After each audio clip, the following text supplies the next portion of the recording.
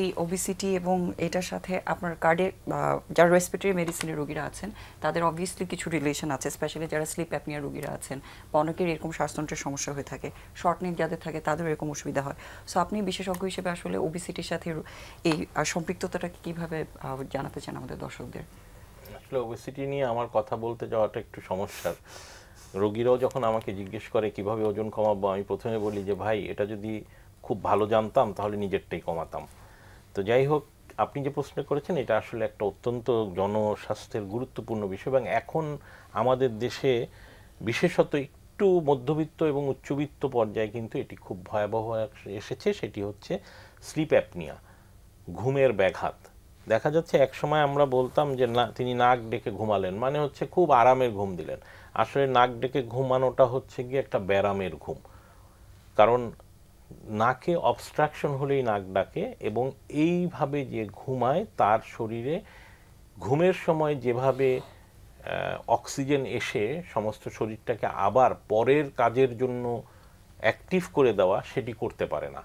এবং কারো কারো ক্ষেত্রে এটা এত ভয়াবহ হয় যে অক্সিজেনের লেভেলটা অনেক নেমে যায়, এবং সে তখন অক্সিজেনের অভাবে ধরফর করে উঠে বসে, এবং সারা রাতের মধ্যে কোনো কোনো সময় একবার, দুবার, 5বার থেকে শুরু করে 15বার, 20বারও হতে পারে যে তার বারবার ঘুম ভেঙে যাচ্ছে, বারবার ঘুম ভেঙে যাচ্ছে, এবং তার ঘুমের কোনো রকম ঘুমের মানে যে অভাব, সেটা থেকে সে বের হয়ে আসতে পারে না। তার ফলে দিনের বেলায় তার সমনোলেন্স বা অযথা ঘুম পায়।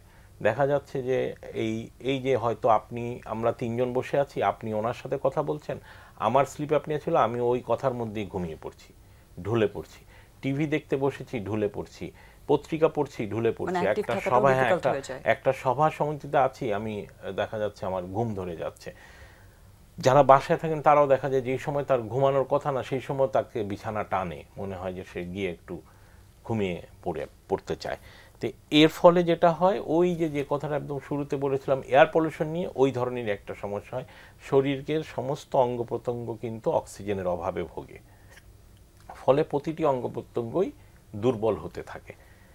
এবং ওবেসিটির সাথে এটার একটা বিরাট সম্পর্ক আছে, অর্থাৎ যারা ওবেস তাদের ক্ষেত্রে এই স্লিপ অ্যাপনিয়াটা অনেক বেশি হয়ে থাকে। তার অন্যতম কারণ হচ্ছে গিয়ে যে শ্বাসতন্ত্র, শ্বাসনালী, যেখানে নাক দিয়ে বাতাসটা গিয়ে যখন ফুসফুসে শ্বাসতন্ত্রে যায়, ওই জায়গার যে মাংসপেশিগুলো বা ওই জায়গার যে সফট টিস্যুগুলো আছে, সেগুলোর মধ্যে অতিরিক্ত চর্বির কারণে অথবা এই যে আশপাশের যে মাসেলের যে চাপ, এটার কারণে ওগুলো বুজে আসে, শ্বাসনালীগুলো সরু হয়ে যায়, বাতাসের প্যাসেজটা কমে যায়, ফলে তাদের আরও বেশি মাত্রায় এই সমস্যাগুলো, অর্থাৎ যে আমি যে ঘুমের ব্যাঘাতের কথা বললাম, এটা হয়ে থাকে। এবং এটি একটি, আমি বলবো, একটা দুষ্ট চক্র। অর্থাৎ ওবেসিটি থাকলে যেমন ওএসএ বা আপনার ঘুমের ব্যাঘাত হচ্ছে, আবার এই কারণে ওবেসিটি বেড়ে যাচ্ছে।